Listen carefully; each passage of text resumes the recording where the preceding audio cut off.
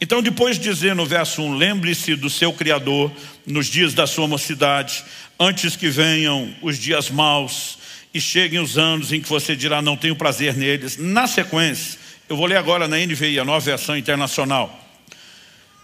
Ele diz assim, antes, ele continua a ideia, lembre-se do seu Criador, antes que venham os dias maus, os que não têm prazer. Aí diz, antes que se escureçam o sol e a luz, a lua e as estrelas, e as nuvens voltem depois da chuva. O que ele está falando com a nuvem? Aquilo que rouba a claridade. Como é que ela volta depois da chuva? Houve a precipitação, a nuvem sumiu. Mas ele está falando do quê? De perda da capacidade visual, processo de envelhecimento. Ele segue e diz assim, quando os guardas da casa tremerem. Algumas traduções incluíram uma explicação que não está no original. Quando os guardas da casa, os teus braços tremerem. Quem são os guardas da casa? Aquilo que te permite se proteger. Aí ele segue e diz assim, e os homens fortes caminharem curvados. Outra tradução, em vez de homens fortes, falou, e as suas colunas se encurvarem. Está falando das pernas. Quando pararem os moedores por serem poucos. Perda dos dentes. E aqueles que olham pelas janelas enxergarem embaçados, os olhos embaçados. Quando as portas da rua forem fechadas e diminuir o som da moagem, perda de audição.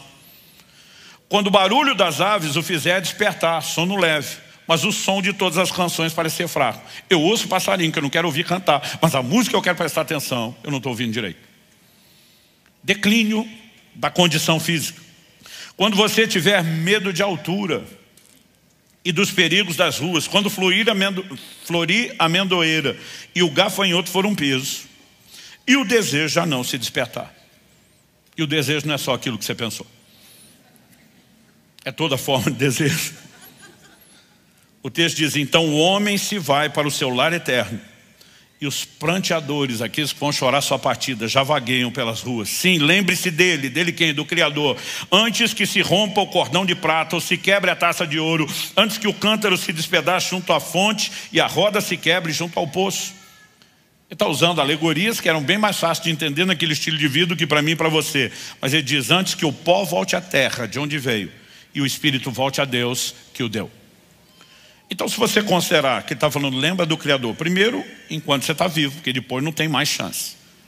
Mas ele está dizendo, antes de chegar o período do declínio, o envelhecimento vai trazer, como nós falamos antes, declínio da disposição física, do vigor.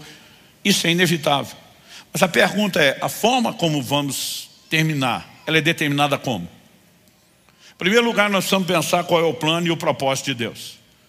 O ideal é que não só tenhamos mais anos de vida, longevidade, mas que possamos terminar também com mais vida em nossos anos.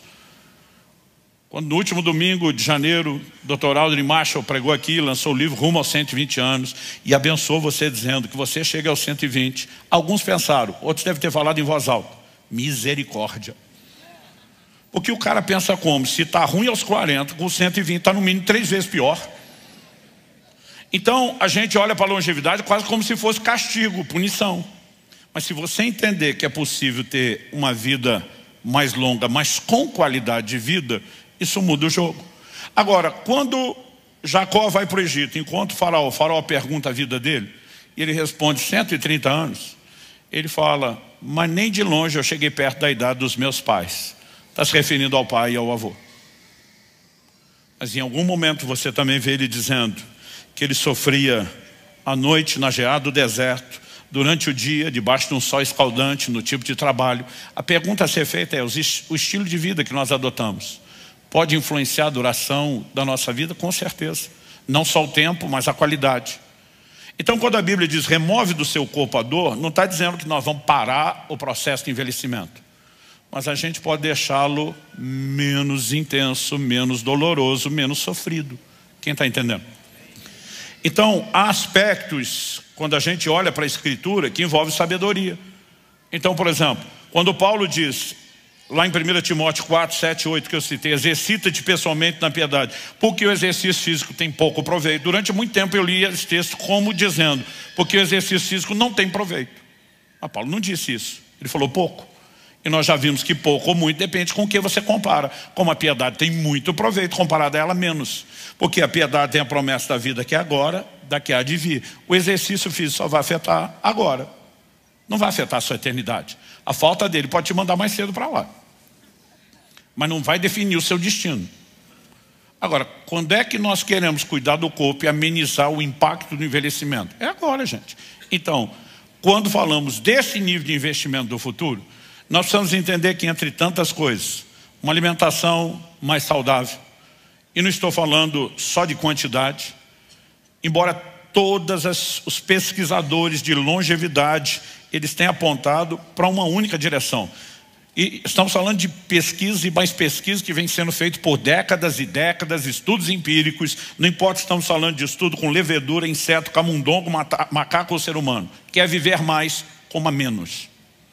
Fala para alguém ao seu lado, fala, quer viver mais? Coma menos.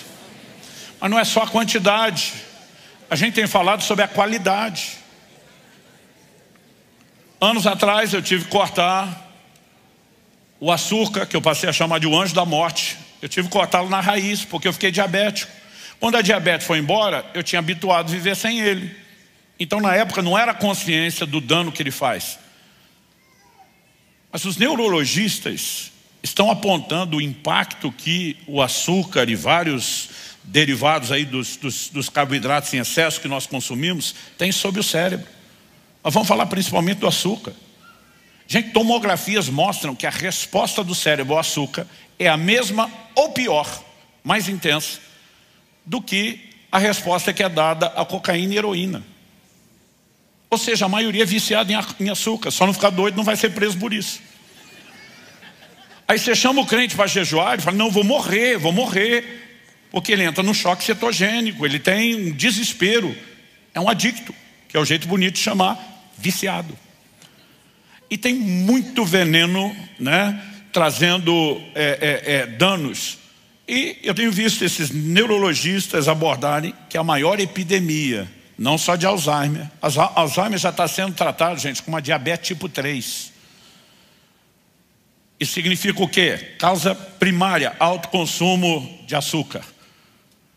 Agora, não só o Alzheimer, mas outras formas de demência, elas derivam de uma alimentação errada e essa é a causa principal. Todos os estudos, vou repetir, feito com leveduras, inseto, camundongo, macaco e mesmo algum nível de observação nos seres humanos, mostra que o fator número 1 de aceleração de envelhecimento se chama açúcar.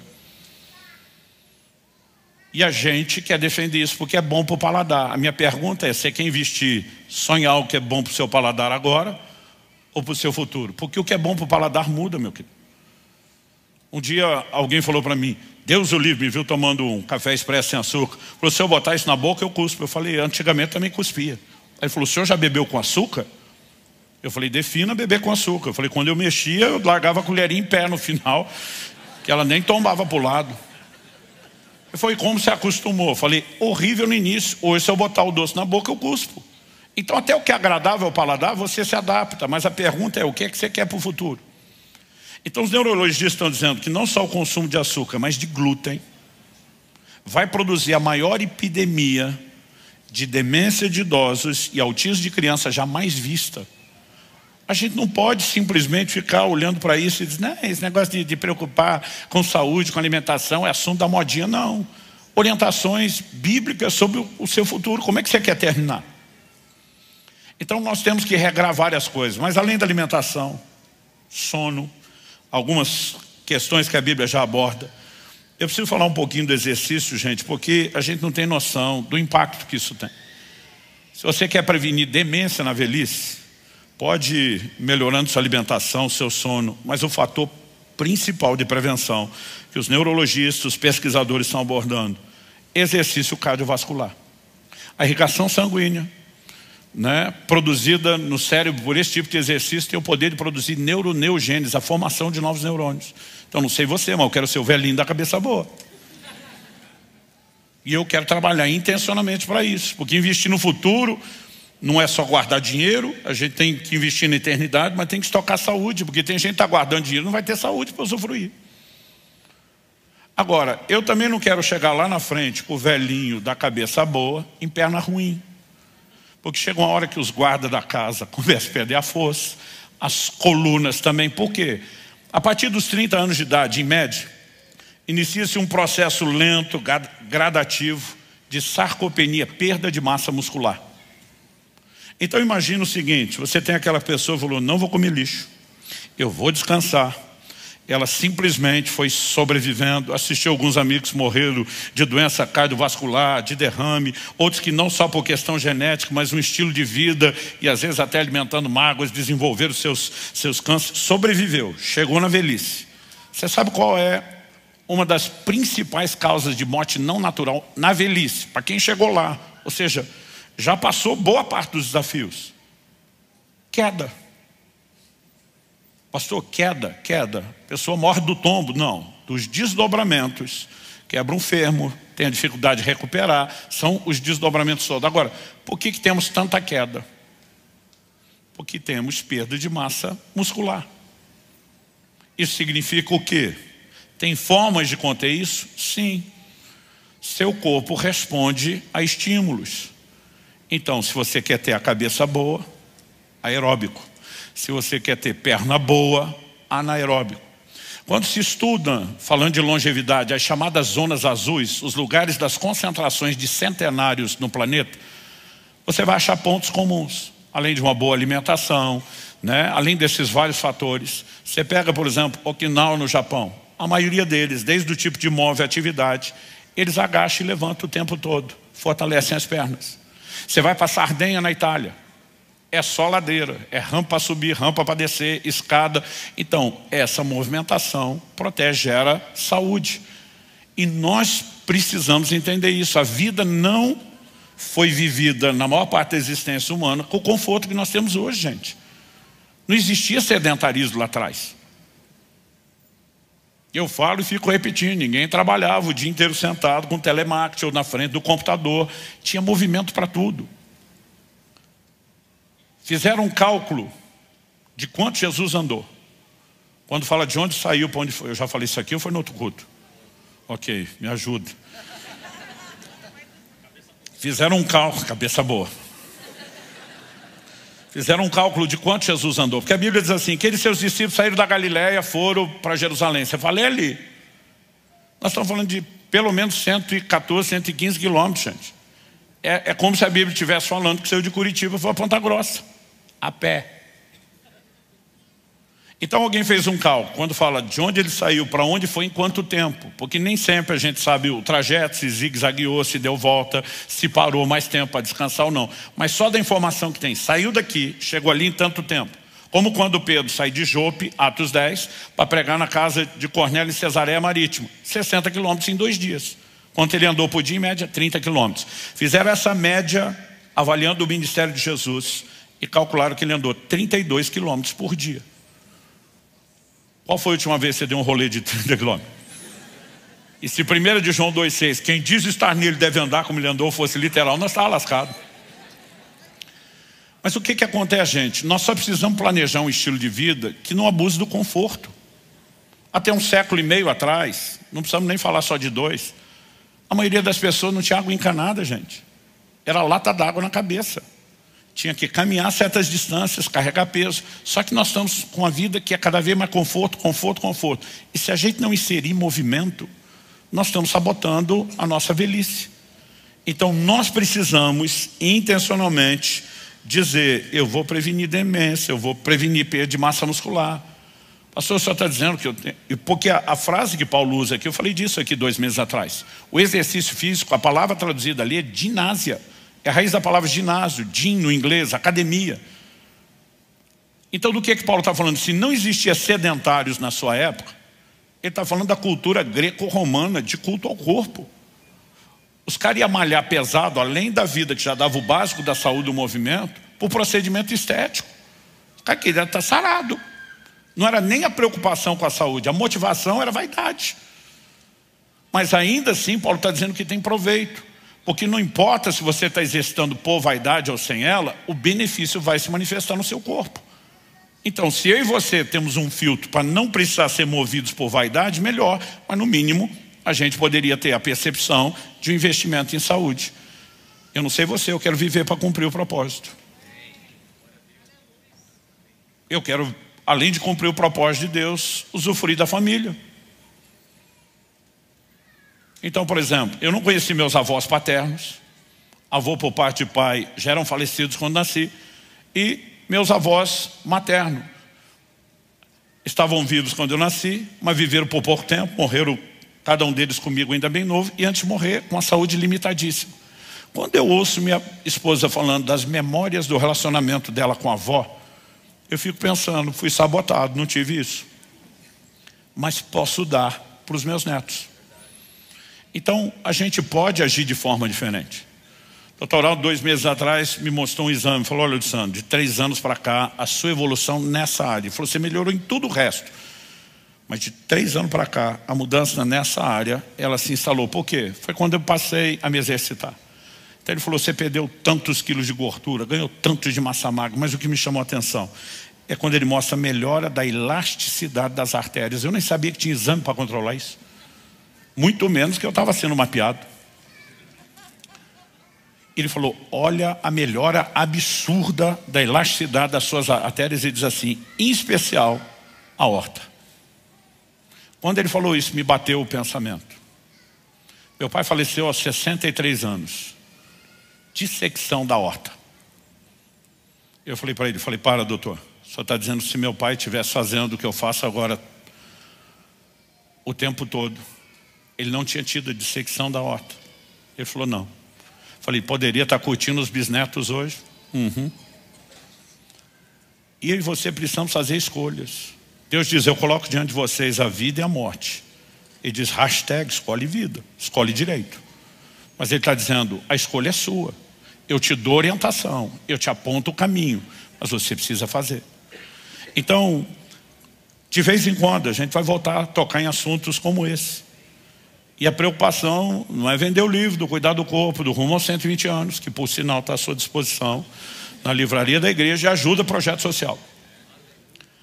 Se nós começarmos a cuidar, falando em redução, gente, alimentar, pensando em longevidade, o jejum, ele tem um poder de limpeza no seu corpo extraordinário.